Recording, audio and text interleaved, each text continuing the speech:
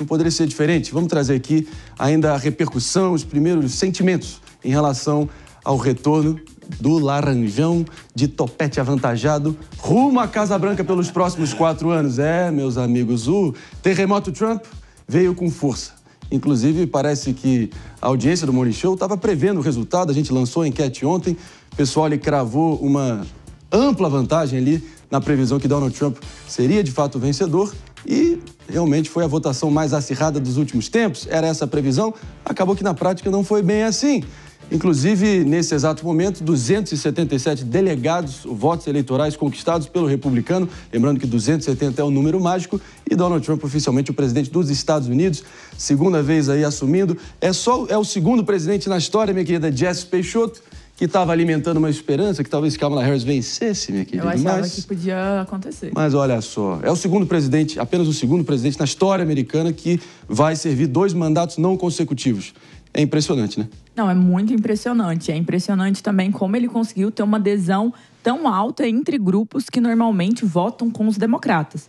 E é impressionante também como a Kamala Harris, ela performou muito pior no comparativo com o Joe Biden, mesmo em públicos que talvez ela faça mais parte. Dito isso, as mulheres mesmo, o Biden performou melhor. E quando a gente olha para esta eleição, a gente vê que o Partido Democrata não teve uma mensagem clara para boa parte do eleitorado e que o Partido Republicano se tornou nos Estados Unidos o Partido dos Trabalhadores.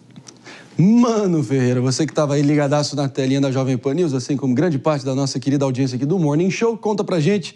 Você percebeu aquele frenesi de ontem, que loucura. Primeiro, parabéns pela cobertura histórica aqui na Jovem Pan. Você e Fabrício, 2 craques. Tem que exaltar aí também meu companheiro aí, Fabrício Nates, que foi duro, foi importante, mas tá entregue. O importante é a gente analisar a repercussão, especialmente aí o dólar já batendo na casa de R$6, presidente Lula que chegou a comparar o retorno de Trump à Casa Branca como o, abre aspas, nazismo com outra cara. Exato. Só que agora a bigorna da realidade se impõe e Lula já veio ali fazer os primeiros movimentos diplomáticos como manda o manual. Um erro absurdo de política externa do presidente brasileiro.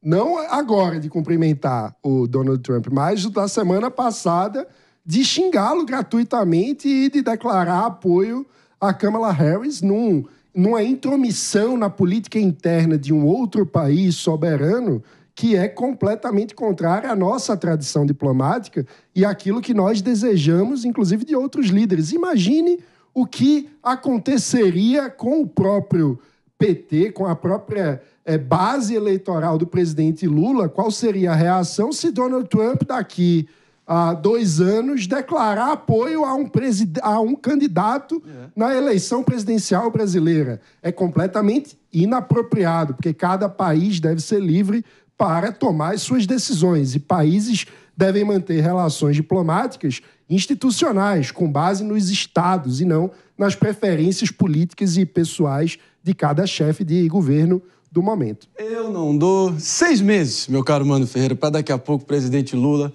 tá falando: companheiro Donald, vamos tomar uma cervejinha aqui e começar a pacificar esse troço. David de Tarso. O que você achou? O problema é que Trump é uma pessoa que geralmente guarda mágoa, né? Meu amigo. Será?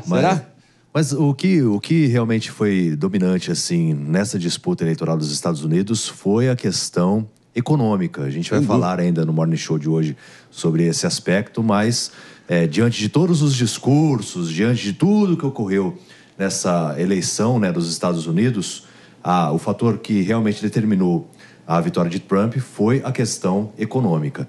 E a gente estava falando ainda há pouco sobre o presidente da República, né? O nosso aqui, o Lula. O pessoal da produção avisou que já está pronto, inclusive ele acabou de se manifestar. E a gente acho que pode ler também o que ele escreveu especificamente por meio da rede social. Vai que é sua. Ele disse assim, meus parabéns ao Donald Trump pela vitória eleitoral e retorno à presidência dos Estados Unidos. A democracia é a voz do povo e ela deve ser sempre respeitada. O mundo precisa de diálogo e trabalho conjunto para termos mais paz, desenvolvimento e prosperidade.